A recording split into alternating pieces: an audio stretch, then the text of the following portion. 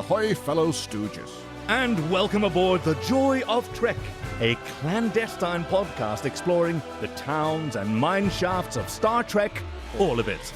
I'm Kaki. I'm Kay. And dating the cute single mom is your chief engineer, Greg. Together, we're on a mission through the crash sites of Star Trek to find the hustler in every pool hole and the excellence in every episode. Even the rewritten history books. Because every episode must be someone's favorite, and it might as well be us. So infringe Georges de Mestral's copyright on Velcro, very good, and join us as we sneak into the Joy of Trek. Wait, is it actually... No. George de Mestral, is that actually the name of the guy who has invented Velcro? Yes. Oh. Georges de Mestral is a Swiss inventor, well, right. Really. Because one of the Vulcans was also called Mestral. Yes, right. Very good. Which is weird, because... It's an homage. Right, oh, I get it. Like one of the other Vulcans is called Tamir in homage to the Mir space station. And oh, is that it? Okay. Yeah, sort of a little bit. I mean, Tamir. Okay, yeah, okay. It was recognizable to audiences in 2002 when this episode came out. And is that enough clues for the listeners at home to figure out what we're doing today? Yeah. I mean, if Velcro, if it's not, we're going to give it away anyway. It is Carbon Creek Enterprise, Season 2, Episode 2. First aired on September 14th, 1993. No, Chief, no, it didn't. It aired in 2002, and I think maybe someone copied the wrong thing. I was just having a little bit of a computer glitch, but don't worry, the red shirt responsible for beginning this glitch has been executed, as is tradition. It aired in 1957. Yeah, it's appropriate for a timey-wimey one, but that isn't completely sure. Now, I do believe that it was, in fact, written by Rick Berman and Brannon Braga. That's what it said on the... but I guess it always says. Oh, don't they always get writing credits? I don't know. No, not always. Actually, this one has the distinction of this was the 14th consecutive episode written by this particular writing team. Oh, okay. Marking the longest streak to date of episode. I mean, none of them hold a candle to J. Michael Straczynski writing all of, I think, season 3 of Babylon 5 solo. Okay. Well, it was his show. Yes, which means he also had other jobs to do in addition to writing. Yes. Right? He was an executive producer and a producing director, which I think are both jobs. But I don't know, man. I think like whenever I'm watching the film credits, I like half of those things like seem made up to me. You know. Well, like Best Boy, right? Yes, or Grip or. Which are all jobs. I know. They are all jobs that need doing, and some of them are electrical and some of them are... There's so many jobs in cinema. Yes, there are. So many things need to be done. Well, it's a bit of an industry. No, you're quite right that doesn't always mean the same thing. Hello, everyone. We're doing Carbon Creek, second episode of the second season of Enterprise. And I got real excited for this one because it's literally a forgettable episode, much like the last one of Enterprise that we did, where... actually nothing happens. Because the last one we did was Vanishing Point, where everything we see actually doesn't happen. And in this one, we're also sort of left with the possibility that what we saw didn't happen or didn't quite happen that way. But at the same time, like having just rewatched it, as we do, because we rewatch it before we record, I'm coming in just vibrating with delight at this episode because there were things about it that I didn't understand before. All right, like, and we'll get to that a bit more. But so I'm curious, what did the internet have to say about Carbon Creek? Bit of a mixed bag. Yeah. ING gave it 7 out of 10, good rating. It's better than the ads made it seem, which sounds a bit like damning with faint praise. But anyway, thankfully, it did not have anything to do with time travel. Yes. Julia Houston. You never know. You never know. Writing for About.com, criticized the lack of originality or consequences. It's not a funny romp, nor a revealing glimpse into anyone's background. No one we care about learns anything, and we learn nothing about them, which I think is, a little bit harsh, but not entirely unfair. Yeah. Okay, well, that's the thing that I sort of got out of it. What we're left with here is... Okay, no, sorry. I'll get there. I'll get with this later. Oh, well, that's it. Reviews were a bit mixed bag because Keith Canada of Total.com gave it a 7 out of 10. Found it more affecting than 1159, which is a Voyager episode, which does a similar thing, I believe. Yes. Because it's a fun episode. Just wish they'd done more than a modicum of research. But on the other hand, Den of Geek ranks it as the second best episode of Enterprise, giving the characters warmth and familiarity while overflowing what it calls dry Vulcan humor. And in 2017 included Carbon Creek on the list of the 50 best episodes of Star Trek. So, Yeah, right. The opinions are widely diverse about this episode. Wow. Well, I know which camp I'm going to be on, but we have... yes, we are the joy of Trek. Yeah. But also, like, that's our mission, right? And we fulfill it with pride and dedication. But also sometimes it just catches me by surprise that, like, it's a genuine discovery. I'm like, I don't have to sort of strategize and really commit myself to finding something excellent in it. It just reveals itself on its own. Oh, yes. And I'm delighted by the surprise, which is what I imagine made someone recommend this to us. Oh, yes. Who did recommend it to us?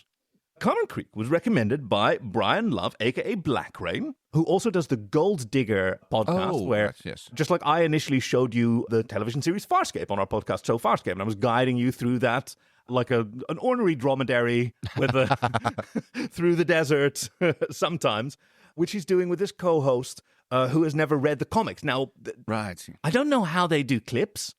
I don't think that they do clips so much. I mean, it might just be Kay describes the internet, It's One of my favorite segments right up there with Kay's Pound Town.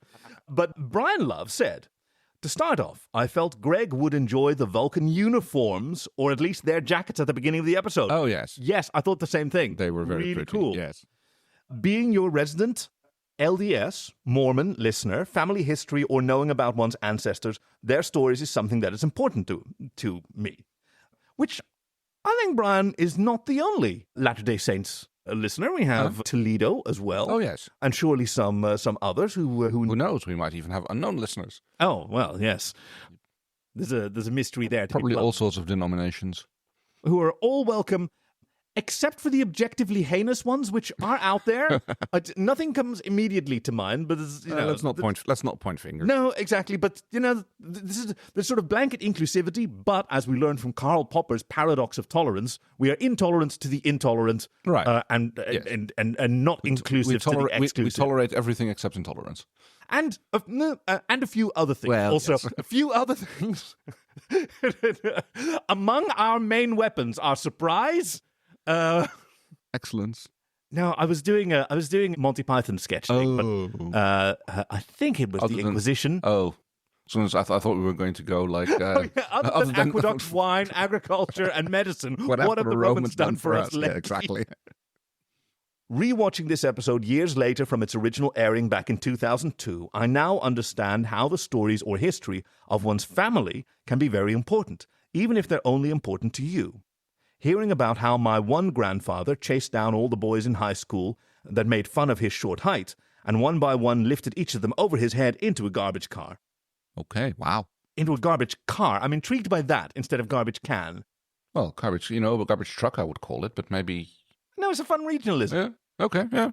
Grandpa might have been small, but he was strong from working on the farm his whole life. Little family stories give you pride about your family. Oh. Mm-hmm. I will admit, then, at the start of that sentence, when Grandpa was chasing all the boys around high school... my mind went somewhere else, yeah, yes. exactly. Which I'm sure many of us have in our history as well, and in equally as proud and happy. Thank you, Bryan. Thank you, Blackrain, I should say, for this recommendation. Do you want to warp us into the episode so I can talk about... All right, I think we don't have any warp cores to eject, I think. I mean, if you wanna... Not really. But I've got a few little, high horse... that's my bends, but... I've got a couple of my regular high horses, but, other than that, nothing egregious. Now, even though it takes place in, Earth 1950s, we don't have to... You don't have to worry so much about heinous gender roles or whatever. These are people living their lives. Very, very little of that even. It's all right. Okay, let's get it on then. Get it on, I should say. Okay, we open with dinner because we are celebrating T'Pol's 1-year anniversary on board the Enterprise. Yes. Here's to many more. Thereby breaking the previous record by a good 50 weeks. Because the previous record was 2 weeks, and T'Pol says 10 days. Okay, and this is immediately... Now I understand what this episode is about. Because it's a framing story, right? They're here having dinner, and then she tells this story about an ancestor of hers who was on a team who crash-landed on Earth, which we'll discover loads about. Yeah. Now, this ancestral connection is what made this episode so interesting to me, and why I disagreed with one of those reviewers, we don't learn anything interesting. T'Pol has an ancestral interest in humans. Right, yes. Because she had, assume that all of this is true or some version of it is true. Well, The implication is heavily so, because at the end there's like she pulls that purse out. Yes, which she has her second foremother's purse, which is like a treasured heirloom that she brought with her on this mission. Like, she chose to go to Earth, she chose to go on this mission, and even though she's really uptight, I think she feels a strong personal connection with humans that she's never shared with anyone before. Because her second foremother spent 3 months on Earth back in 1957. Yeah, which we don't know how that shaped her or how that informed, like, the legacy of her... I mean, clearly she has a detailed history of this occurrence, which probably means that her great-grandmother told her stories about this time that she spent on Earth. Yep. And... oh, wow. Okay, now I love that even more. Because the Trip and Archer and T'Pol are at dinner, and they're sort of teasing her for a story, and she says... You'd like me to tell you a story? If it's a good one. About something that Archer saw in her record, that while she was stationed on Earth and saw Slater, she took a 5-day leave. Vacation, yeah. And you went to Carbon Creek, Pennsylvania. Really weird. Like, why is that? I mean, okay, let's first not step over the little jabs that they do at each other when it's like, oh, yes, I'm just like... I've been filling out your annual crew evaluation. Just a formality. I understand. The High Command has requested my evaluation of you. And then you can see him going like, wait, what? Just a formality. Yeah. So they're having a lot of fun with each other, and it's always a fun, like, triptych. They were... Enterprise wasn't really leaning on the Spock, Bones, Kirk kind of triptych. Right, yeah. But it was a little bit. I see what you mean, yeah. Right? Archer, T'Pol, and Trip, like, they're very different people. They're definitely the core crew. Yeah. And of course, you've got the other primary bridge crews. But yeah, those three are definitely the trio involved. In a way that, like, on Next Generation, like Picard, Data, yeah, sure. And then who's the third? Not really. I mean, you can make arguments for loads of them, for Will, for Beverly, for Diana. Well, the ensemble, it's basically a bigger ensemble. Yes, exactly. I wouldn't even call Picard. I mean, of course, he's the captain, but, half the time it's not really all that much about him. No, that's true. He gets trotted out when a major speech needs to be held. Yeah. There's an ethical quandary. That's when you get the Picard action figure out of the plastic. Don't take them out of the box. They drop in value when you do that. Yeah, but how can you play with them? So, would you like to hear the story? Yeah. We open with a Vulcan ship chasing down Sputnik. It's so cute. You got this little... I mean, it's this little shiny ball in space that they're it was, yeah. And they're all wearing these dope leather jackets. Yeah. Which reminded me of... I think it was a deleted scene from J.J. Abrams' Star Trek in 2009. Yeah. One of the deleted scenes is Spock's birth on Vulcan. Yes. And it has a moment where Sarek, Spock's father, comes riding up on a hover motorcycle, like also dressed in brown leather. It's so dope. Suggesting that, like, probably they don't use animal skins, but... like some kind of leathery outfit seems to work for Vulcans about 200 years It makes prior. sense that they wouldn't use actual animal skins if they don't really, if they're vegetarians by nature. Yeah, or maybe they do. I don't know. Maybe there's a lizard that just sheds every year, and if you sure, tan their sheddings. I would like to once more make a strong. Seatbelts, helmets. What are we going to do? No, stable orbits. Ah, yes. Yes. Don't rely on your infinite power for your engine so much that you just like take willy-nilly unstable orbits, and then like when something does go wrong with your engines, like, oh no, we're crashing. Yes, because I can't compensate. The refusion pressure is still dropping. If our orbit decays any further, we'll be detected. Oh no! Exactly. And of course, that's exactly what happened. And this beautiful looking ship. I don't see any warp engines. I don't even see the sort of oval that Vulcan spaceships usually have their warp engines. It's just a small little sciencey ship, 4 people aboard, and that's it. Yep. And it goes crashing down. Yep. Somewhere in Pennsylvania, near a small mining town, and it's just it's presented in this. I'm definitely favoriting this GIF. Like it's just a meteorite that crashes, which can be of interest, certainly, but can also be missed. Right, yeah. In a sparsely populated area. I mean, and that's the thing. It's like you can see a meteorite, and like when you see it coming down overhead like that, it's not going to land anywhere near you. Right, yes, yeah. It's going to be dozens of kilometers further away, if not more. Why wouldn't they come straight down? No, I mean, it's unlikely. Right. But Well, I've mostly that, yeah. never heard of it. Well, is it? Wait, hang on. Is it unlikely? Yes, orbital mechanics and all that. Yes, but how are we oriented toward the galactic plane? Because a meteorite doesn't have to be from within the solar system. Well, we're clearly. Let me see. I don't know. How I mean, obscure you do we can see get now? if you see the Milky Way, it usually runs from horizon to. Oh yeah, just up and. But I don't know. a little bit But to it also the depends side. where on the planet you are, what your angle is. So of course. I wouldn't know how the solar plane is aligned with the galactic plane. Yeah, an extra solar visitor extremely unlikely. Right. Yes. Yeah. Exactly. All right. And everything else in the solar system is more or less turning in circles around the sun, and some ellipses, of course. So the odds of it coming straight at the Earth are very small. No, I get it now. Yeah. Yeah. So most of them will be skirty type things. Skirty type things. I like that. Much like T'Pol's great grandmother in this episode. She's Oh, also yes. a skirty type thing. She is. She wears it very well. So there's a little Once bit she of... figures out which side is the front. Well, I mean, that's done for her pretty quickly by Melan, I think. Mestral. Mestral, that's the one, yes. So yes, there's a little bit of questioning from Archer and Trip about wait, why did the Vulcans hide this? And we The didn't. incident is well documented Yeah. at the Science Directorate and the Space Council. Yeah, it's Yes. 2 floors down and behind a locked door that says "Beware of the leopard." Yes, which you had to go down down with the torch, down the stairs. Yeah. Oh, is the light broken? Yeah, so are the stairs. Sick Hitchhiker's Guide to the Galaxy reference there, bro. Yes. There's a little sort of teasing fun is made of the age of one of the officers. Right. I'll be Because the last person to question your math, but aren't you missing a few I generations? think I let a little... Don't forget how long Vulcans live. when you vented a little plasma there? No. I think I heard, I read a little trivia thing that at some point it's revealed that T'Pol is turning 66 at some point, I believe. Yeah, thereabouts. Yeah. Like a similar gag is made about Tuvok. Right. This assumption that people are sensitive about their age. And maybe, apparently, that is a Vulcan trait. Just like certain stereotypical human cultures. Right. But Okay. you don't ask a man his salary or a woman her age Right. or your IT department where they were. Why all of your IT department was in Memphis on that weekend. Yeah. Yes. Just how old are you? Trip. That's classified information. Yeah. Go on. So, So she continues the story, and our leather-jacketed survivors, 3 of them, the captain has died with authority falling to Tamir, who we should mention is also played by Jolene Blaylock. yes.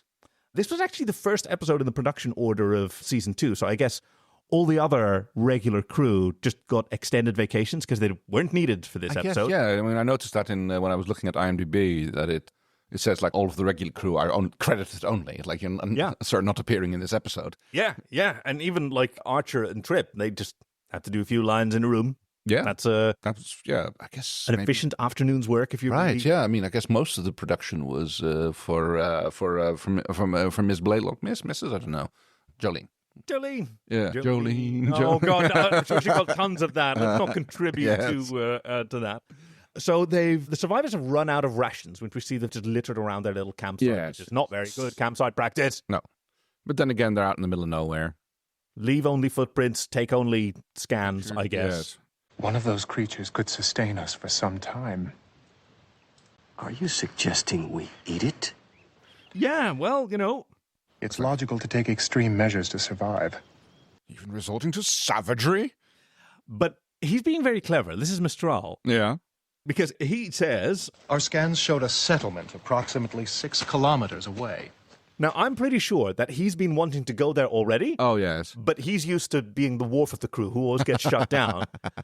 So now he's waiting for, okay, well, I have to do a worst idea first. Oh, here's a worse idea. Right. It's first you do something which is definitely not going to be disapproved of. And then offer you an get the alternative. thing you actually want. Yes. Yes. Very cunning. And then Tamir says, no, it's too dangerous. And then... I'm willing to take the risk. Yep. And go anyway. And Tamir goes with him.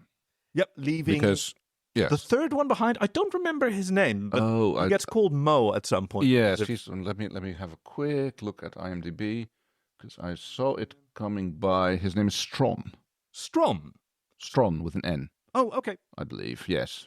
I mean, I assume that's a Vulcan name because Yep. That's we right. have Mestral, and then the other one is only credited as a Vulcan captain. He's not named. Yeah. Oh, yeah, all of these have appeared on Star Trek before. Oh, okay. So Strawn was Michael Kravik. Yep. He was in DS9, The Maquis. He was in Voyager, Day of Honor. Oh, Mestral has even more credits. Oh. Who was in Voyager, The Killing Name. He played a Nazi. And in Voyager Drone, he played a Borg. And in DS9, he played Cardassian. And then in another episode of Enterprise, he played a Nazi. And another episode of Enterprise, he also played a Nazi. So... wow, There's a lot of Nazis in Enterprise. Yeah, I guess he's been a Hauptsturmführer and a Standartenführer and an they have a whole season of Untersturmführer. time travel, don't they, in Enterprise? They did a lot of timey-wimey stuff. Right, They keep asking J. Paul Boehmer to be Nazis, and I guess this is his most charming role. Well, I mean, yes. I mean, even the Vulcan captain, who only appears for a little bit, was in Next Generation, The Big Goodbye, and Frame of Mind, and in Caretaker They just opened their tin of regulars and... Yeah. I guess even like the casting directors were taking an extended leave between seasons 1 and 2. Just do the usual suspects. Like, grab someone who's still hanging around from one of the other shoots. So yes, they move into town. There's a little bit of faffing about with the dress which she initially is wearing backwards. What is it? I believe you have that garment on backwards. I mean, they're lucky this is a planet with humanoids, right? Right, yeah. Because that was also something I was thinking. Like, as soon as they saw that deer, and Mestral goes, "Oh, we could survive quite a while to eat it." You don't know if they're sentient. Well, they do know about Earth. I mean, they were literally sent here to investigate because... Oh, yeah, that's true. It's definitely on their list of planets. Like, we have to keep an eye on this. Yes, and they would have studied and figured out. And they went like, oh, they launched their first satellite. Let's go check it out and get a good idea of their technology. Yeah. It's like, oh, no, this is nowhere near warped yet. So never mind. We'll come back in another 50 years. It's the part that I was concerned about. Like, how do you know for sure which of the species on this planet launched that satellite? Well, presumably they can catch the broadcasts and, they get a good idea of what the dominant species is. I know, but if you did that with the internet, you'd assume that the dominant species on Earth is cats. Right? Well, no. No? You don't just... Like, if 90% of the Earth's bandwidth is used for videos of cats, right? Right, but the videos are taken by someone else. And who do not usually appear. It's usually about the cats. You've not been on TikTok a lot, have you? No, I'm very proud to say that I... No, nor have I, but I know... Well, what the f*** are we talking about there? What kind of argument is this? Now, there's a thought experiment that I can't remember whether I learned it from someone or came up with it myself, and it's this: you're an alien, right? You're a space alien, and you're traveling to Earth, knowing nothing about it, and you tell your super space computer, okay, I want to learn about this planet. Download some information into my brain, and what you select are all of the fiction books, novels written in, like, take the 20 top languages written in the last year, which is about 100,000 or 1 million titles. Download all that knowledge into my brain. All right, arbitrary why you pick those. Okay, but you've just absorbed all the information in all the novels from the last year. Right. Do you know how many legs a horse has? Right, in all those 100,000 novels. Is there ever mentioned that a little horse has 4 legs? 4 legs. Yeah, don't know, maybe. Right, it's unlikely because it's mother's knee knowledge. It's by the time that you read children's fiction, different story. I think it might, because non-fiction, different story. The horse might be referred to as a quadruped at some point, Maybe. Yeah. Okay, yeah, possible, but quite unlikely. Yeah. Right? This is to sort of confront you with how much information, sort of context we bring with us that we just assume is already known. No, I get that. But yeah, judging by cat videos, I mean, I think that, like, it'd be fairly easy to discern that, cats are not the dominant species. You might come to the conclusion that they're being worshipped or something. But, a lot of those cat videos are people laughing at stupid shit that cats do. And there's never a video of a cat building a house or a computer. But that requires the cultural context that we have, like, humor, that we have pranks, right? Which is a cultural thing, which means that we recognize individuality and we have, like, empathy versus, I don't know, an EU social species might not have any of these things in their culture and would look at the same evidence through a completely different lens and draw completely different conclusions. Right? I'm not saying it's not possible. I'm just saying that, like, it would require a shocking amount of ignoring other things. I think it's quite the opposite. I think the shocking thing is just how similar Vulcans are to humans, and therefore all these biases work. Right. Okay. And in these stories, I thought we were still talking about cats.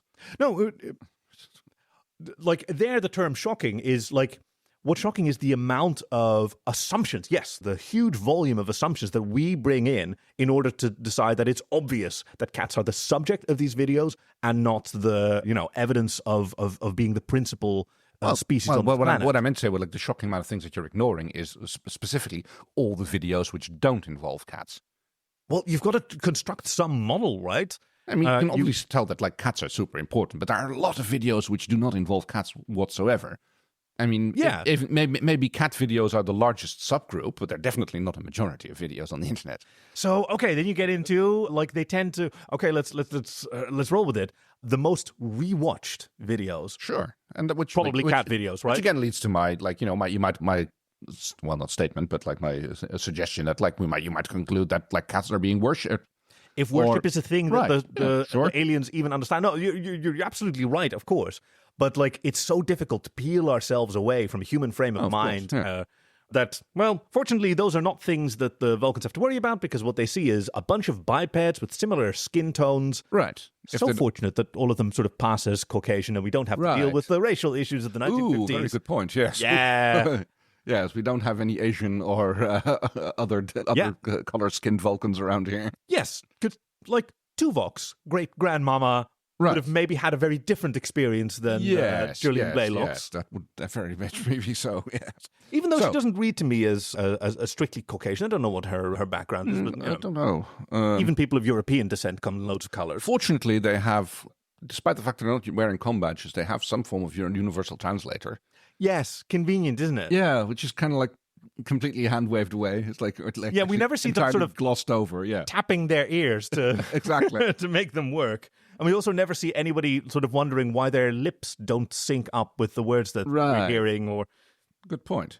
So yeah, they manage to make it in town, steal some clothes. There's a hot scene where we've got Jolene Blaylock's boobs out in silhouette on the sheet, and she comes out with her dress on the wrong way.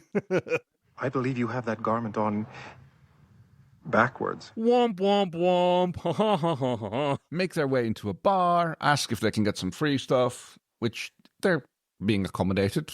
Have some pretzels and a glass of water, Yep. It's like not like get out, like if you don't have any money to spend, we don't want you here, They're very accommodating in that regard. Hey, it's a mining town. Things are tough. People, sure, yeah. The days come for everyone that money's real tight, or there's a lot of month left at the end of the money. Yeah. We meet Maggie, who's the owner of this bar. The proprietress, yes. And we meet some of the locals. Billy is one of them. Do you know what I really like about this? There are no bad guys here. No, not really, no. It would be so easy, and honestly fairly realistic, to like set up a community where there is a local drunk, or there are some local bullies, or... Well, the Billy guy is like, he's almost played like that, Exactly. So it teases you into thinking that there's it's kind of weird. Like sexist, racist, first he settles his tab, and then he goes and tries to like play pool with someone, hustle someone for a pool game.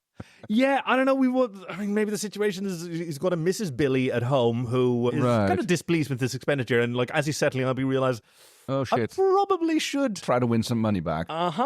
Which they try to do. Like first, he tries to hassle Jack, the son of Maggie's son, who's very eager. Because he's been, it's like it's their pool table. He plays a lot, as we learn through the rest of the episode. Yep. Come on, Mom, we can use some money. Yes. Go on upstairs and do your homework. Good point. Yeah, because he's the local kid with the brains, like saving up his money to go to college. Oh, yes. Hell, that's what the tip jar is for. Yeah. No, I like we see someone dropping some their change in the tip jar, and Maggie goes, "Thank you," and only later do we find out that's the entire community. They know that every tip they leave is going to Jack's college fund. Yes, because he's gotten a scholarship, but he apparently needs. Yeah, he needs to get a little bit more money to get the tuition in there.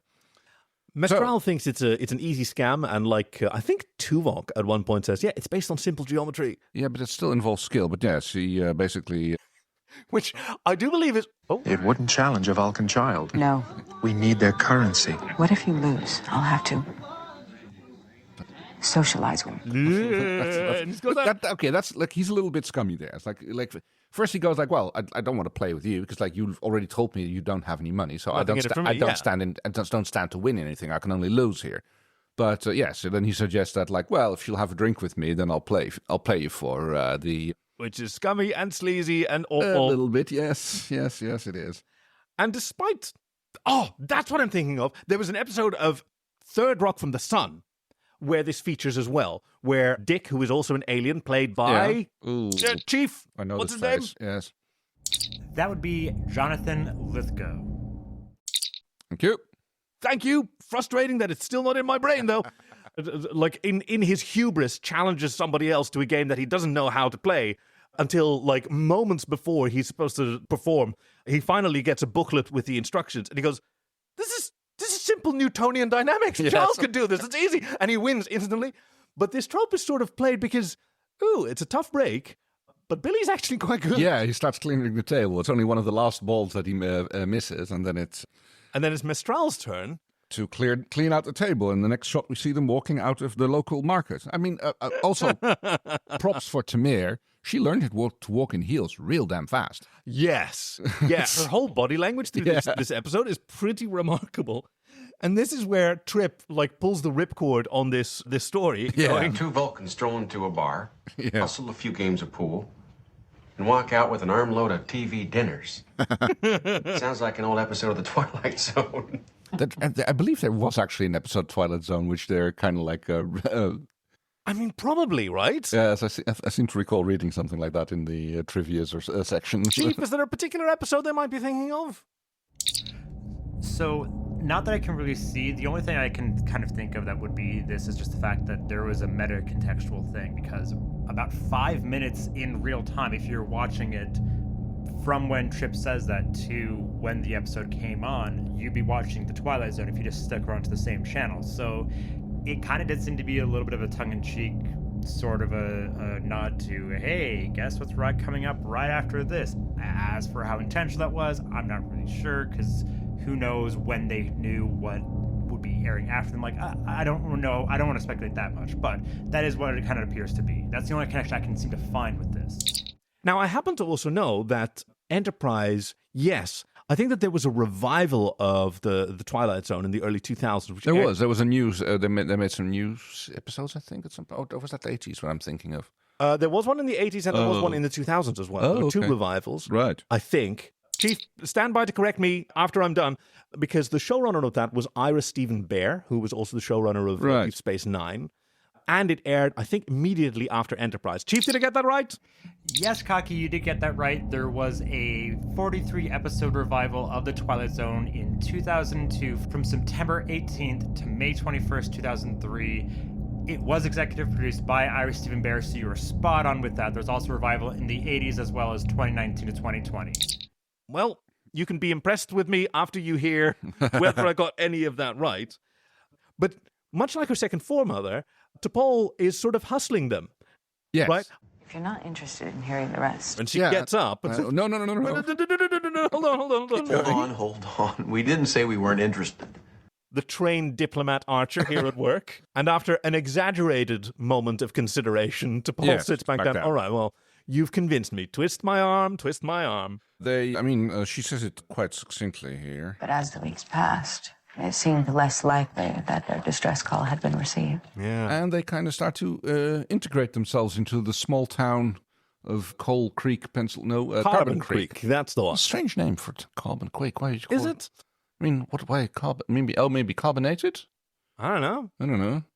I mean, Carbon Creek. I already said I don't know. No, I get it. I'm just trying to think why it would be called like that. Oh, loads of places have weird names, and sure, like to our sensibilities, the naming of places, I should say the settler naming of places in the United States can be a little funny. I did once visit Intercourse, Pennsylvania. Oh yes, when I saw a lot of Amish people, which was my first encounter with those particular cultures. And as a photographer, and I was there in my guise as a wedding photographer, like immediately I grabbed my camera and wanted to take a picture of these funny looking people. And one of these gentlemen with a long beard and hat, who was driving his buggy, sort of waved gamely at the camera. And then I realized I'm being incredibly rude. This is right. And I get it. Yeah, an innocent instinct, which I'm I'm happy to say I quickly quashed because these are just regular people going about their lives. They're not, interesting wildlife whose plumage I want to admire later. Yeah, Strawn gets a job as a handyman. Fixing. Oh, yes. And Mestral, I think, goes working in the mines. Yep, along with Billy and a few of the other people. Whereas Tamir gets a job in Maggie's bar. Yeah, waiting tables, sweeping the floor. Tidying up. Yeah, exactly. Yeah, very tellingly, we see... The test of a nuclear device is designed for tactical use in place of artillery. Yeah, it's... yeah, well... terrifying time to be alive, and just... like, we're very distant from it now, and even in our generation, we didn't quite get so much of it when we were in school. But 80s was tail end of the Cold War, basically. Yeah. Like, people who were just a few years ahead of us got, like, nuclear drills, even in Europe, in school, which is just a terrifying time to be alive. Something that didn't occur to me until you were having this discussion is just the fact that there is a weird parallel that happens because... I know that my parents, who were born in the 60s, they did have to do, like, nuclear drills. Like, they had to do duck and cover type stuff. And I am of the generation where I had to do school shooting stuff, and I had to grapple with that very real possibility in my classroom. So, yeah, like, it really just occurred to me that that's not, like... a unique thing to me. I share that with like my parents and the people. Yeah, it just really is just occurring to me as we're editing this that like, yeah, that is a comparison that's not a fun comparison to make children have to deal with and think about the possibility of horrific events happening to them in a place where they should feel safe. But yes, we get the first of several scenes where they are just basically sitting around the house. It's like you commented, like when he comes walking in, it's very much sitcom-like entrance that in a button-up shirt, he walks in with his toolbox, like, and you sort of expect a laugh track going, or for him to have like some kind of "honey, I'm home" kind of catchphrase that everyone enjoyed. Yes, but the way that when like in Kelly Bundy, anytime she walked in a door, immediately got catcalls. Right, yes. But yes, Mrs. Garrett's sink needs a lot of fixing, apparently, because it was the third time this week. Uh-huh. Perhaps she enjoys your company. Yeah. I'm sure her... Yeah, she's got suspiciously leaky pipes anytime that you're around, so to speak. Wow. But yes, there's just there's a little bit of talk, a little bit of thing. But they comment that, like, everybody's pretty kind in this town. It's like, everybody nice. And it's like, only because they believe we're human. If they discovered the truth, do you think they'd be so compassionate? Which is also a good point, yeah. So Strawn considers this... This is intolerable. He says, as he wipes his hair back to uncover his ears. Yes. Because they can be themselves at home, and like they feel restricted. Mestral is really taken to it like a duck to water. Oh, yes. And Tamir, she's trying to keep her eyes on the prize. She's trying to keep the things together, yes. I mean, she's responsible for the mission now. Yeah, exactly. Mestral professes that he is going to go to the ship to improve the TV antenna because... I need to go now. I Love Lucy is on tonight. Yes! But instead, he goes off with Maggie? No, yes. It is Maggie. Maggie picks him up in her car. And they go riding off, and Tamir is standing there like with her disapproving glance. Now, what time of day do you imagine that this was? Because, like, Strawn had just come back from work. Yeah, well, so he's a handyman, so he just... yes. He probably doesn't put in a full 8 hours. He just goes in and takes whatever jobs that he can. Right. And, like, fixing the sink is just like was what he did in the morning.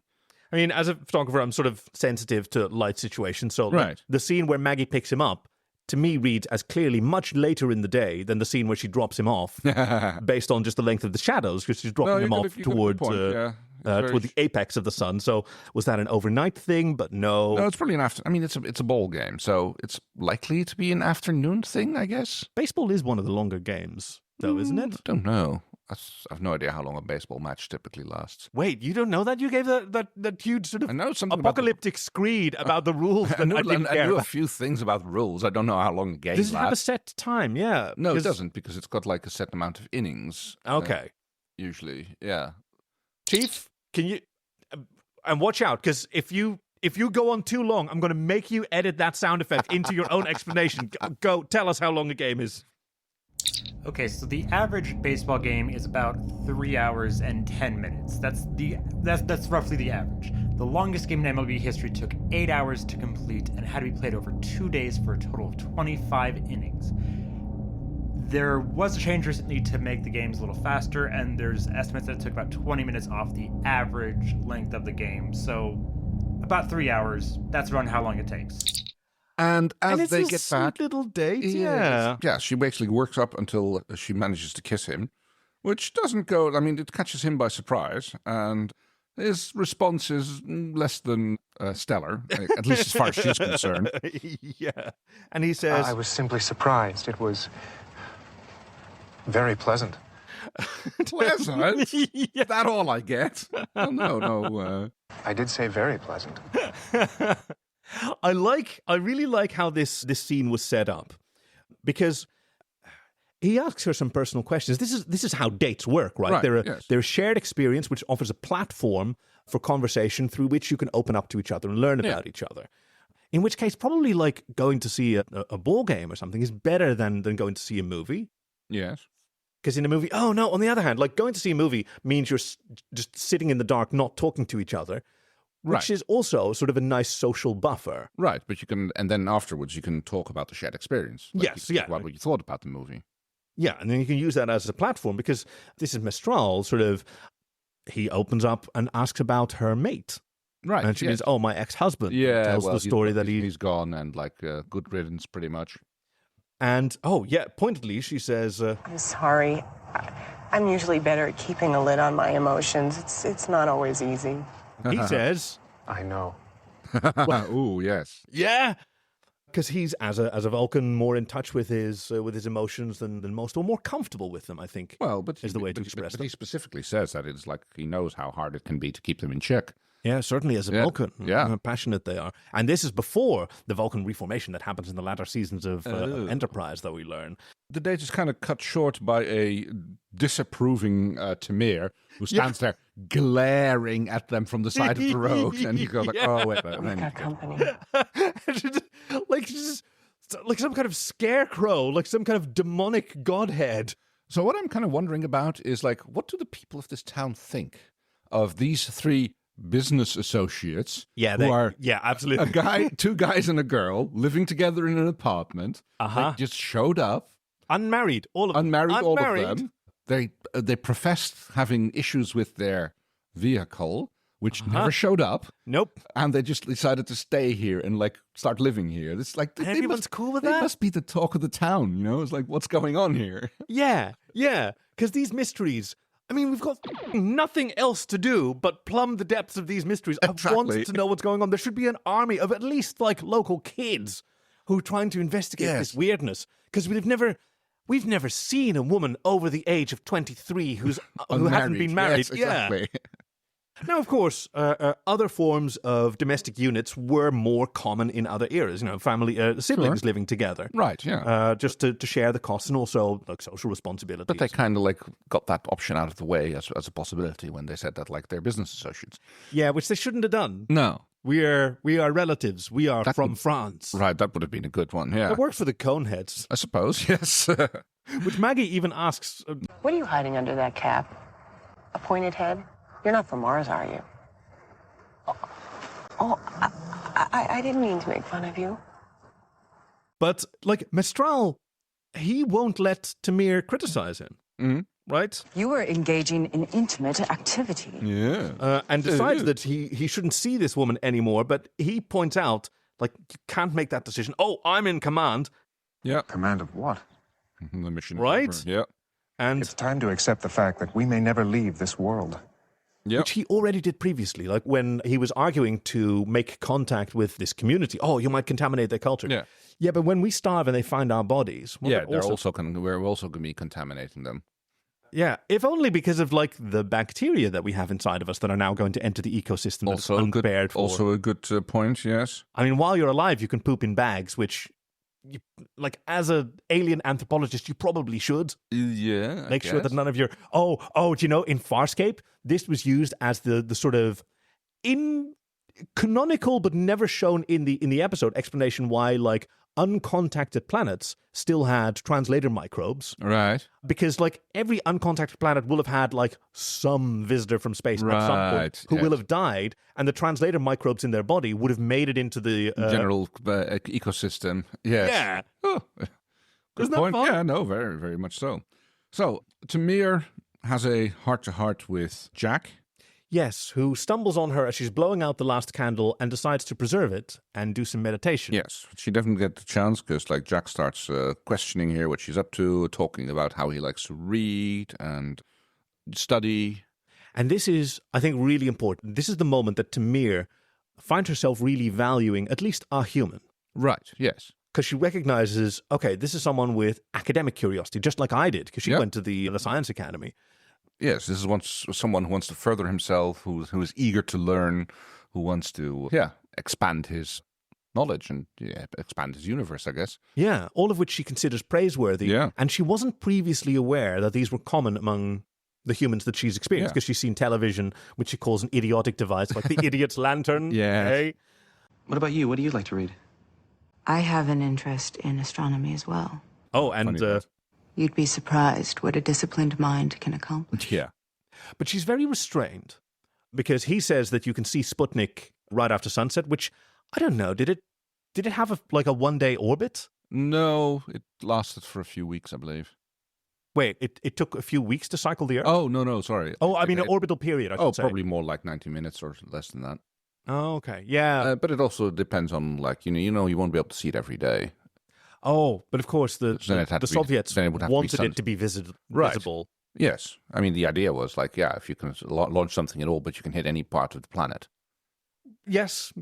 Unfortunately, that was also the sort of demonstration. But I mean, that's what at the same time, it was literally a missile that they used for. It was the rocket was designed as a nuclear missile, as an intercontinental ballistic missile. They then kind of repurposed it to start doing science with and satellites.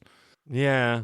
But that's literally What it was to show. I mean, you look up into the sky and you see something, and you can hear the radio going beep beep beep beep or whatever. I know it made beepy sounds, but I don't know what kind of thing what it beeped out. But what an accomplishment! Yes, very much so. So Kay was very, very close here. Sputnik had an orbital time of 104 minutes, so very close to that 90 minutes that Kay said. And as for the noise it made, I just want to leave just a little bit of space in here to just hear the noise that Sputnik 1 made, because there really is something majestic about what humans can do with just space exploration and stuff like that I kind of want to honor here just with this little clip.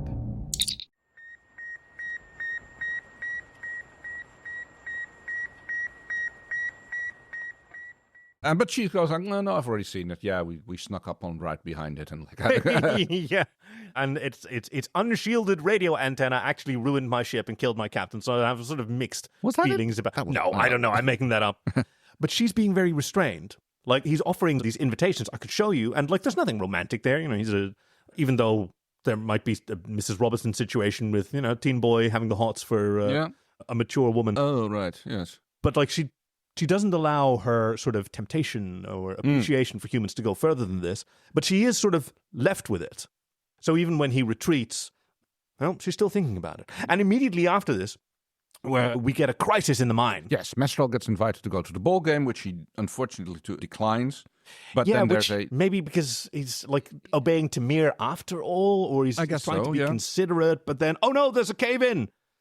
And there's very little time wasted in that, because the next scene, immediately the next shot even, is him rooting around the ship trying to find one of the energy weapons. And he's summoned the rest of the crew. Has he? Yes. Why do you need us here? Oh, right, you're right. Yeah. Right, he's looking for their help. He's asking them, which they don't want to give, because there's cultural contamination. Yeah, we can't do that. But, she's convinced to... It has to do with compassion. Yes. To which Tamir says, that's an emotion. Yep. And Mestral is firm. Yep. It's like, they're my friends, and I'm going to help them. And Strawn walks away. in one direction. He's not going to contribute to contaminating this culture because he might be the anthropologist of the mission. Yeah, and he's right too. Yeah, right. The empathy that you feel for subjects that you're studying doesn't give you the right to interfere with the natural course of their life, which includes dying. But that's also presuming that the Vulcans are having some sort of prime directive already. Right, certainly. Which I believe wasn't a thing yet at this point. So No, but they certainly had a low presence kind of mandate. They like to study from afar. Well, yes, and they did have the whole thing. Until they develop warp technology, that seems to be a we don't Vulcan reveal contribution. ourselves. That seems to be a Vulcan contribution to the Federation. Yes, I believe a lesson they learned the hard way. Possible, but yeah. That's how that's when they later show up when they detect Cochrane's the signature of Cochrane's ship. The Phoenix, yes. Yeah, that's when the Vulcans show up. And that's like the official first contact. Yeah, which is what Trip mentioned earlier during the dinner. No. First contact was on April 5th, 2054. Everybody knows that. It was in Bozeman, Montana. I've been there. There was a statue. Yeehaw, yeah. I like your impersonation from Trip. More cowboy.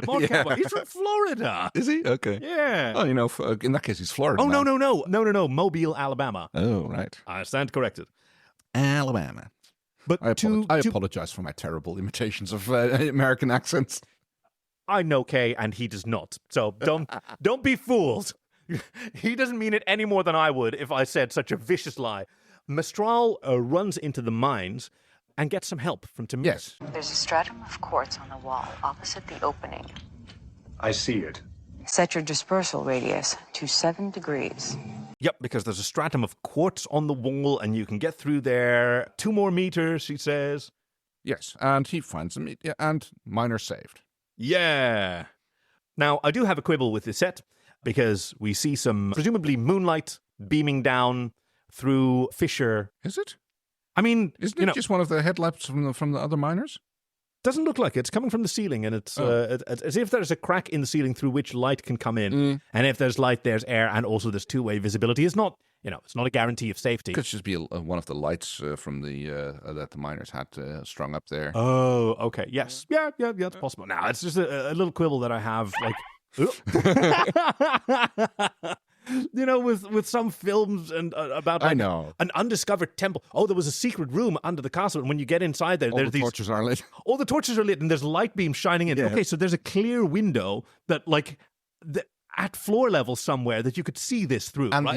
the amount of shots of forest in the dark, which has clearly there's big floodlights standing there shining up from behind the trees. But that's supposed to be the moon, and it's fine. It's fine. And, after that...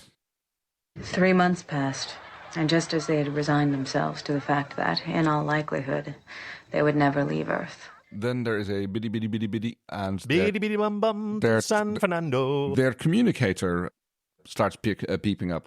I love Tamir's body language as she walks over, this real propriety, both of, a 1950s proper woman... sort of daintily walking over and kneeling as well, but also with this sort of Vulcan ceremonial reverence for opening the container that T'Pol was that's very later. Much mirrored later at the end of the episode. Yes, I agree. Where, Mistral is embracing how different humans are from Vulcans, whereas this is something I'm realizing just now as I'm saying it. Tamir is embracing how similar the similarities are, the things that she finds attractive. Very good point, yes. Okay, I can be Vulcan and pass as a human, because they also do these rigid roles that I actually enjoy. Right, yeah. This is Captain Tellis of the Vulcan survey vessel Duval. I'm responding to your distress signal. We thought it wasn't transmitted. Your signal was received by a Tellarite freighter. It took them some time to forward it to the High Command. We're approaching the system now. Meet us at the crash site in 3 days. Why 3 days? That's how long it'll take them, apparently. Why?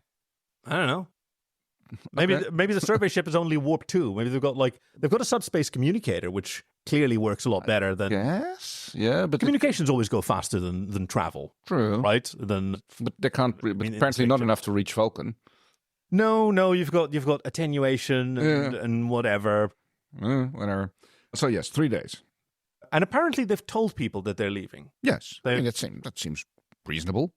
Yeah. It's like you don't like, I mean, especially the mine guys. I mean, he turns out that like he became a bit of a local hero. Yeah. But yeah, especially if you're working a job in the pub, then it makes sense that you like give notice, even if it's only 3 days.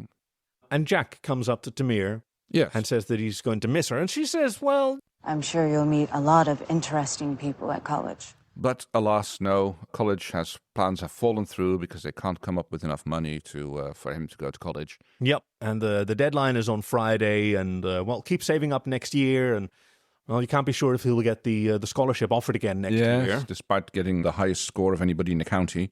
Yep. Yes, Maggie. Oh, and also making it worse. Mom doesn't want me anywhere near the mine. Oh, That's where the work is around here. Which is sort of piling on top of each other. Like, so instead of like embracing his future, he's going to be sent to a forced labor camp to die. That's how it sort of plays out in Tamir's mind, because she still sees humanity as mostly these like savages with just a few bright spots, as opposed to Mistral, who's really, really entranced by everything he's doing. Oh, yes. But she goes like back to the ship, rummages around a bit, finds something, goes on a train journey to, I believe it's Pittsburgh. Could be. You can actually tell there's a sign on the building that she goes to sell the idea for Velcro. This is so well set up because they didn't bother to like set up patent office or whatever. We don't see any of that. We just get this travel montage of her in her traveling clothes, which we haven't seen before, including gloves. Yes. A period appropriate feature, and the little handbag she's got on her arm. And wandering around what is a much busier city, like there's yellow cabs, stuff that she hasn't been exposed to before, and walks into this office that she has written and goes and sits across from this person, and she hasn't said a word this whole time, and this person says, "You're the lady with the invention that's going to change the world." Well, presumably she's called ahead, because she's obviously being expected, and she's But I love that she's still doing the practice of like as little contact as possible, so I'm not going to say anything, but I am going to casually, and then she pulls this little pouch out that has a Velcro seal. She's like, and just rips and closes and hands it to him, and he just a big old grin. Yeah, like, oh yes, he immediately sees use it. This is where we get to see the purse, because she comes out with a fat stack of 50s. Oh yeah, which she that's a king's ransom. Yeah, which she puts away in her carpet handbag, and which Maggie the next morning finds in the tip jar. Yeah, doesn't ask any questions. It's like, no. Tamir just stands there, just like, I don't know. I'm just brooming over here, and she yells, "Jack!" with so much excitement. Jack! And the boy's future is secured. Yes, we get the final sitcom scene between the Vulcans in the apartment, which I think is really brilliant, because even Strawn, right? Yeah. Tamir sort of asks him why he's still tinkering. Didn't you terminate your employment? But I promised Mrs. Garrett I'd repair this suction device. I'm still working on her sucker. Still, Miss Garrett is still. Miss Garrett probably put the three of them like through most of their income. It's just like him, like, well, Mistral working in the mine probably helped a lot as well. But I think Mrs. Garrett had like, we never. Maybe that's why Mistral probably didn't do as much tunneling and drilling as Strawn did. Yeah, exactly. Maybe that's why he's so like the things I had to do, man. The things I had to do. Like you'll never know about these, but. He's traumatized. Yes, we'd like to call you in for your physical. According to this, it's been 54 years since your last pawn fart. No, I got it all out of my system on Earth, man. I'm good for another couple decades. Whew, that Mrs. Garrett. Wow. And Mistral holds a little screed like, "It's unfortunate that you'll be leaving these people without experiencing one thing they have to offer." And Strawn goes, "Hey, Mrs. Garrett isn't enough." But no, he asks alcohol, frozen fish sticks, constant threat of nuclear annihilation. That's a fun one. But he wants to stay because Yeah, and that immediately I have gets... the unique This is your opportunity to attempt to study kill emerging species. They're on the verge really of countless social and technological advancements. You do yours. Come on, we're like two English people trying to get through a door. Right, yes. I have the unique opportunity to study an emerging species. But that's what you've done. Much closer than we anticipated. Well, that's him again and Mrs. Garrett. He just wants to give his second dick a rest because it's 3 months non-stop. But yeah, what an amazing experience it must be. And very briefly, like, Tamir asks, you seem to be really interested in humans. All of them are just one. Yeah. But no, Mistral honestly says no. Yeah. Because she has helped me appreciate their culture. But I don't intend to remain in Carbon Creek. Yes, go to a big city. And from there, I don't know, which is correct. Like, you don't know the input that you're going to receive when you have this next experience. And maybe also time to try Vietnam or, who knows? Brazil or something. Yeah, Tamir suggested, like, well, maybe you can go on the next service ship, but he doesn't want to wait another 20 years. And apparently that settles the conversation, because next we see is the Vulcan ship landing in a little glade, and there's only a Tamir and what's his name again? Strawn, yes. Or Mo, and they yes. And we see their awesome leather jackets again. They must have gotten like guest actors for these roles that just happen to have the same sizes as the three mains. Yeah, that makes sense. Yeah, so they can reuse the same uniforms. That's God, in the same way that I forget what his name was, but the Klingon who befriended Will Riker during the exchange program, right? Yeah, like. Initially, they wanted to fire him because he didn't fit in Doc Brown's Klingon outfit from Star Trek 3. He offered to like resew it himself. Exactly. Yes. No, give me the role. I'll resew. I'll do the adjustments myself. And Tamir also covers she actually lies. Yes. Mistral died in the crash as well. We cremated their remains. Yeah. And she's covering for. So either the Vulcan taboo against lying is not yet in effect, or it was always bullshit, which is really what it is. Probably. I mean, Vulcans, like, the more we learn about them, the more it turns out they're like, there's a lot more bullshit to them than they'd like you to believe. One of the Star Trek books, like, has a beautiful line which Spock said, "Vulcans do not lie. He lied." Yes. And as they head into the light, I mean, it's presented very, close encounters of the third kind with a light streaming through the forest.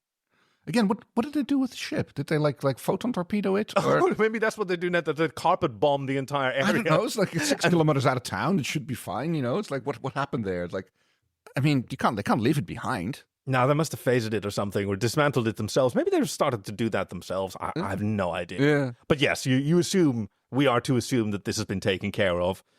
But Tamir takes a moment to look around. Right before she leaves, she just wants to remember everything about this. She knows her duty. And here she already is taking the purse back with her. So, like, it must be like on her or with her. As she's taking it as a souvenir here. That must have been a conscious choice to take that. Yes. And to keep it. Yeah. Right, not handed back in as an artifact to the science directorate. I mean, they might have studied it and then allowed her to keep it. I mean, it's like clearly doesn't have any scientific value. Yeah. But we return back to the dinner scene. Yeah. Where they point out... This is like finding out Neil Armstrong wasn't the first man to walk on the moon. Well, maybe he wasn't. Yeah.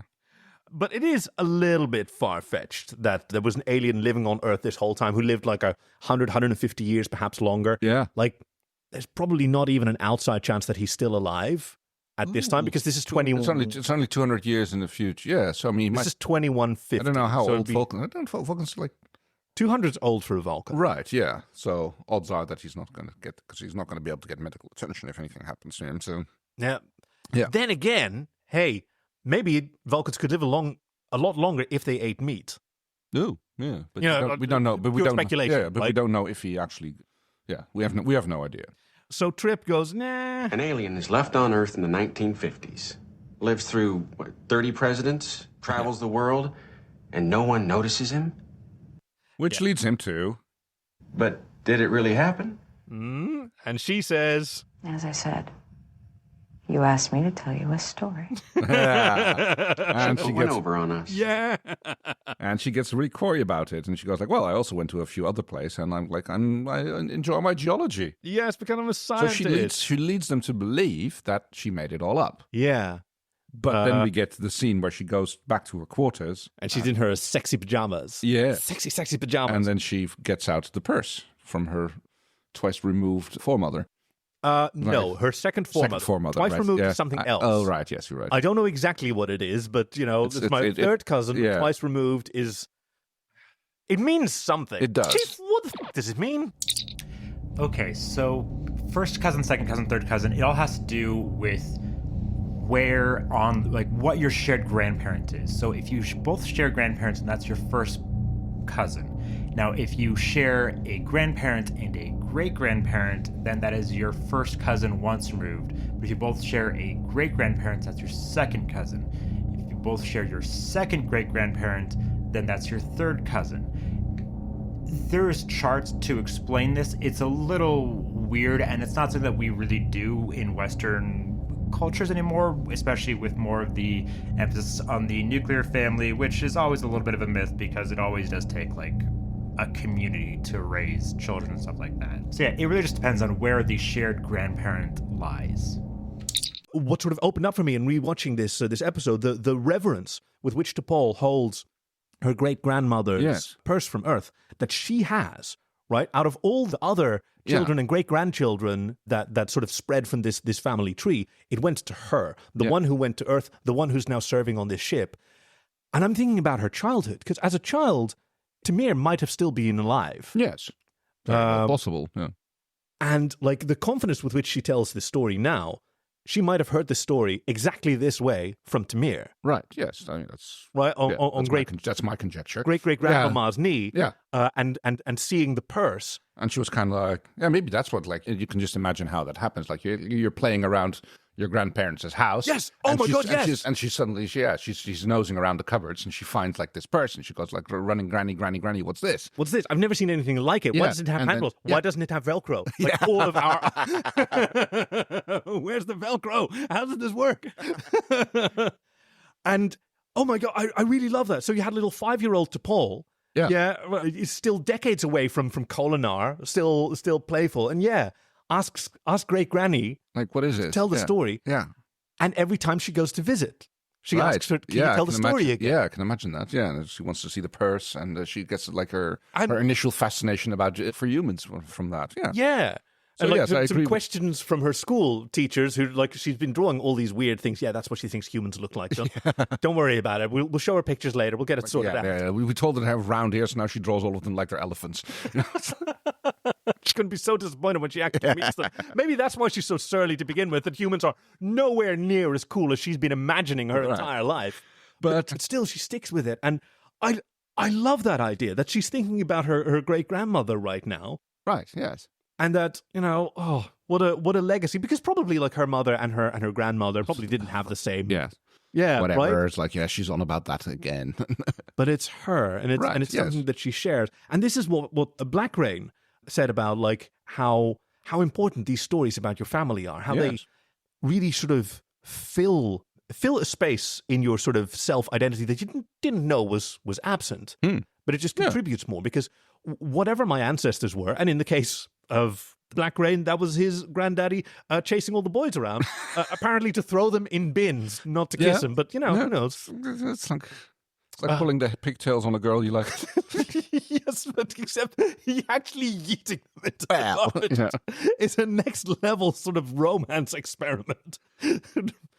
But yes. Like, I really, really enjoyed it. Thank you so much, Blackrain, for recommending this. It was awesome.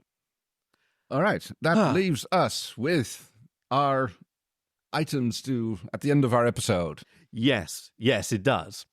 And I'm sitting here completely ready for you to do it. All right. So you go ahead and... So fucking cool. What did you think was? Mistral. Mistral is my MVP, because he's a really interesting sort of Vulcan. Oh, yes. Right? The Ostron, also interesting as a contrast. And even there, you see a little bit of a glimpse that he is integrating, and Tamir being right in between. But just Mistral's curiosity and passion, he's much like Jack, right? He's got his eyes on the ball. He knows what he wants. And he also, he's probably like, when he's sitting with Maggie in the car after they go to the ball game, and she laments that it's so hard to keep control of her emotions at all times. Like, he agrees. It's like, yes, I know how that feels. So yeah, he's probably actually happier on Earth, where he doesn't have to like so very strictly adhere to the Vulcan rigidity of emotionless behavior, because like he enjoys going to the ball game. He likes that. Yes, it was. He remarks that it was more invigorating than watching it on television. Yes, and he's still fully Vulcan, right? He still practices his restraint, but like he likes this balance that he finds, and he has some interesting decades ahead of him, fortunately and unfortunately. The scientific discoveries and also the nuclear horrors that are in history. How about you? Who do you think was so think it's going to be Jolene Blalock. Blaylock. Blaylock, that's it, how you pronounce it. Yes, she did. She really carried this. Yes, she did. She's Both always as- the most both- interesting both thing as on to the Paul screen. and Tamir. Yeah. She absolutely carried that. So she's my MVP in this episode. You're right, because they're really quite distinct, despite, like, she was playing for similarities. Yes. Like, both of them have the same cultural background, and they have a very similar look. But Tamir does have a different attitude and different body language. I guess it must be a really cool thing you can do as an actor, which actually leads right Captain's into log, supplemental. Yeah, what do you think was the deleted scene that maybe that? Well, it's not so much as a deleted scene, but as more like a deleted episode. Okay, an where unconventional move, but I'll where allow the it. other two Vulcans are played by Bakula and Trenier. Oh, that would be amazing. That would be amazing to do. Oh, why didn't they do that? I know, right? that would have made it like, I guess that would have been playing it for laughs a little bit too much, but a little, but I kind of like it, and like that's why she's managed to stay here for a year, right? Because they remind her of like the Uncle Ston, right? Yes. Stron, I should say, and the photos of Uncle Mistral that she never got to meet, right? Yes. Although maybe at one point he was repatriated. Who knows? No, yes. Oh, they don't actually know how he died. No, that's right. That's not said. Okay, what was your supplement? I'm glad you asked, because here we go. I've got a little clip. Oh wow! I've got a little clip. I'm well prepared. Yes. As someday it may happen that a victim must be found. I've got a little clip, and this is from the season 2 blooper reel. Do you realize you've just rewritten our history books? Footnote at best. Footnote? This is like finding out that Neil Armstrong wasn't the first man to walk on the moon. Perhaps he wasn't. Completely blot out all of them. He wasn't. Pull this mess right out. Stay on Earth. The rest of his life, presumably. Whoa. That could be like, what, 150, 400 years? What? Possibly longer. 400. Hang on a minute. This is playing it totally sloshed. Left on Earth in the 1950s. Lives through, what, 30 presidents? Okay. Travels the world. And no one notices him? I guess they went through a few more bottles of wine before. You suck. Okay, I want to see that clip. I want to see that clip now. Yeah. I'll give it to the chief. We'll pop it in the show notes. Hopefully, it'll be in there if you check your podcasting device. That would be amazing. All right, so. Next time on an all-new episode of Star Trek. Because we are, as usual, the chief has prepared a few sound bites for us from next week's episode, and we have to guess what it is. Thank you. Usually Khaki Wednesdays, but... it's not a contest. I know. But you are right. I do usually win. Let's see what the first clue is. Oh, and our periodic reminder, of course, because you can send in your own, and we love to hear new voices. Kay, do you want to take a guess at what the URL is? Oh, it's going to be joyoftrek.com/links. You win! I did it. It is winning. Well done, everyone. I finally got it right. And celebrate that. Yes, you can find a link to submit your own episode, and I would love it for you to tell us why you love it more than anybody else. And also, there's the Patreon, because we didn't invent Velcro, unlike Georges de Mestral. So we do rely on our beloved lemon-stealing whores to keep the lights on, and this funky technology, which is working pretty well, I'm going to say. So let's see what the chief has in store for us next week. The readings are perfectly normal for me, Doctor. Thank you. And as for my anatomy being different than yours, I'm delighted. Oh, I want to say Spock. Oh, it sounds Spocky, yeah. Right? Maybe it's original series. Oh, goody. A foil. It's a rapier. A thin sword. What? Is it the one with... Is it the episode with George Takei and the... please let it be fencing, so. The fencing? The naked now or naked time or whatever. Oh, that would be exciting. Here's the next one. You know what Joe's mistake was? He wasn't born an Irishman. What? Joe's mistake? Joe's mistake was he wasn't born an Irishman. Now, no maybe idea. that's no. Maybe that's Brian O doing the performance reviews for his staff. Yes. No, he scored really low. He wasn't Irish. He wasn't. He was only a hero. He wasn't a union man. Ooh.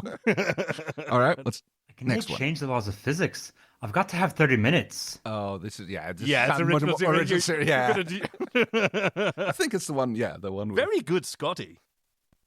I'll protect you, fair maiden. Sorry, neither. Yes. You got it completely right. Because that's such an awesome line. That, in fact, George Takei, shirtless George Takei. Yes, exactly. Telling Uhura, calling her a fair maiden, and then Nichelle Nichols said, sorry, neither. Oh. I'm neither fair nor a maiden. Yes. Oh, let's hear it.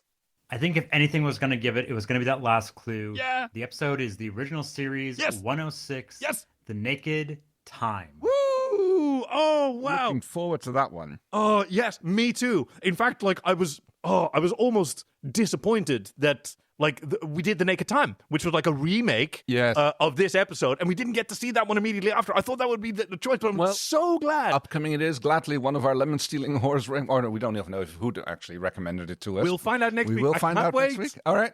Which only leaves us with one thing. I'm leaving Starfleet. Energize!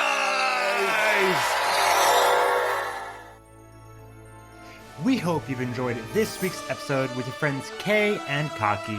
Production and editing by your chief engineer Greg, and music by Fox Amore. Join us next time for The Naked Time, TOS 106. Visit joyoftrek.com/links to send us your recommendations, support us on Patreon, or to find us on Twitter. We'd love to hear from you. Thank you for listening to Joy of Trek, and we'll see you out there.